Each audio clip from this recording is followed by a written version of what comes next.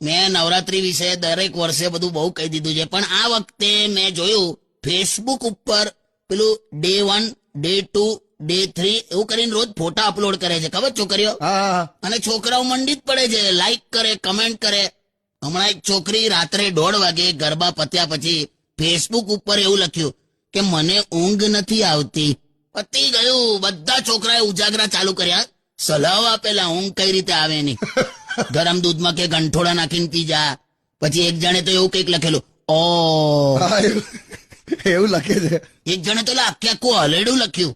એટલે ભાઈ 3:30 થયા, તું હુઈ જા, પેલી લખીને કારની હુઈ ગઈ. અને જો આજ વસ્તુ છોકરાઓ લખે તો કેવું થાય?